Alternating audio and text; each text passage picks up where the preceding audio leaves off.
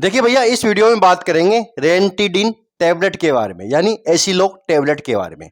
इसके बारे में समझेंगे कि भाई ये किस टाइप का ड्रग होता है, इसको क्यों लिया जाता है, ये किस तरह से काम करता है, इसकी क्या डोज होती है, खाने से पहले ले या खाने के बाद ले, क्या इसको लंबे समय से लेने से भी कोई नुकसान होता है या अच्छी दवा है। तो वीडियो पूरा देखिएगा। देखिए, कोई भी दवा हो, कोई भी अच्छी दवा नहीं होती है, ठीक है। बीमारी को ठीक करने के लिए ये दवा दी जाती है, एलोपैथिक होती है। इनके पीछे कई तरह के साइड इफेक्ट होते हैं, कुछ तो कुछ घंटे बाद असर करते हैं, कुछ ऐसे साइड इफेक्ट होते हैं जो आगे जाके लॉन्ग टर्म के बाद दिखते हैं। तो दवा तो कोई भी अच्छी नहीं होती, लेकिन कई बार क्या लेना ही पड़ता है प्रॉब्लम जब हो जाए। तो इनसे बढ़िया फिर कोई कुछ नहीं होता। जब प्रॉब्लम हो जाती है तो इनसे बढ़िया भी कुछ नहीं है, यानी नुकसान भी करती है और लेना जरूरी भी होता है। तो भाई कंपलसरी है, जरूरी हो जाती है लेनी, इसलिए इनके बारे में जानना जरूरी है, ठीक है। अब देखिए, ऐसे लोग इतना कोई बड़ा ड्रग नहीं है, इसके अंदर रेंटिडिन आता है, ठीक है। रेंटिडिन एक अच्छा सोल्ट है, लाइट सोल्ट है, कोई ज़्यादा महंगा भी नहीं आता और कोई ज़्यादा गर्म भी नहीं करता है, ठीक है। कोई एंटीबायोटिक वगैरह नहीं आता है, काफ़ी अच्छा सोल्ट है, हर कोई यूज़ करता है, बच्चा बड़ा। बच्चों में सिरप चलता है, बड़े में 150 mg और 300 mg टैबलेट चलता है। तो ये 300 mg में है, 150 mg में भी आती है और 300 mg भी आती है। तो अभी 150 mg की प्राइस होती है 30 टैबलेट 50 रुपये, कैडिला कंपनी द्वारा बनाया जाता है।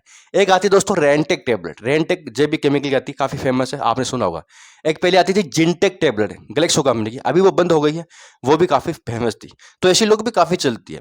तो इन सभी के अंदर रेंटिडिन ही आता है। अब देखिए, रेंटिडिन जो होता है ना, ये वहां दिया जाता है जहां पर व्यक्ति को गैस्ट्रिक प्रॉब्लम होती है, यानी पेट के अंदर प्रॉब्लम होती है। ये देखिए, अपना पेट होता है, ये स्टोमक होता है, इसके अंदर हाइड्रोक्लोराइक एसिड होता है, HCl होता है। इसके अंदर क्या भरा रहता है? HCl, hydrochloric acid. अब जो भी खाना पीना होता है ना, इस फूड पाइप के थ्रू इस HCl के अंदर आके टूट जाता है और टूटने के बाद छोटी आंत में चला जाता है। इस तरह की छोटी आंत होती है, फिर इसके चारों ओर बड़ी आंत होती है। तो छोटी आंत में जाके बड़ी आंत में मल मूत्र के रूप में बदल के बाहर आ जाता है। तो भैया सारा खाना यहाँ आके पचता है, इसको कहते हैं हाइड्रोक्लोरिक एसिड, HCl। तो कई बार दोस्तों ये क्या होता है, ये जो हाइड्रोक्लोरिक एसिड होता है ना, ये बढ़ जाता है। कई बार देखिए, कहते हैं ना एसिड रिफ्लेक्स होना, खाना पीना वापस पाइप तक आ जाता है, खाना पीना यहाँ तक आ जाता है, गले तक।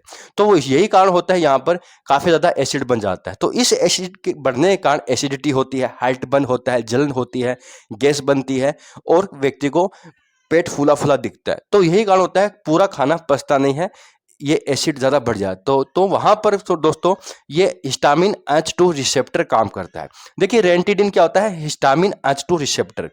हिस्टामिन H2 रिसेप्टर एक तरह का रिसेप्टर ही होता है, ये कंट्रोल करके काम करता है। देखिए, ये कई जगह काम करता है, जैसे कि न्यूरोट्रांसमीटर होते हैं ब्रेन के अंदर, उनको कंट्रोल करता है।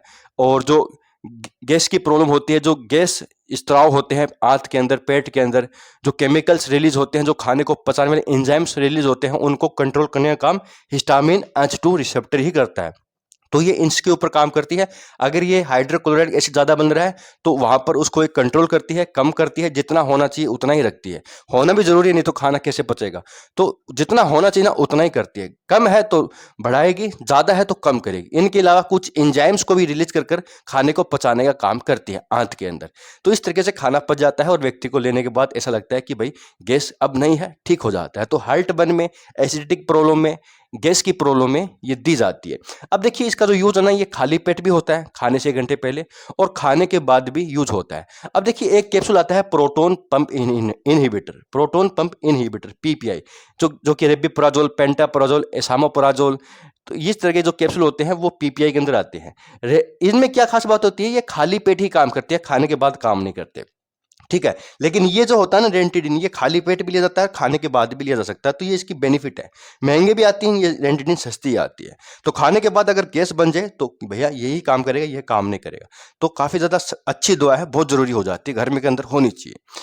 तो भैया बात करते हैं इसकी डोज। तो खाली पेट और खाने के बाद चलती है, 1 टेबलेट ले सकते हैं। अगर 1 टेबलेट से कम आराम आता है तो डॉक्टर इसको 300 mg में भी दे सकते हैं, लेकिन ये डॉक्टरी सलाह से लेना चाहिए, ज़्यादा यूज नहीं करना चाहिए इनका। कभी कभार आप ले सकते हैं, ठीक है। आसानी से मिल जाती है। बच्चा है 4-5 साल से छोटा बच्चा है, वहाँ पर सिरप चलती है, इससे बड़ा बच्चा टैबलेट ले सकता है 150 mg की।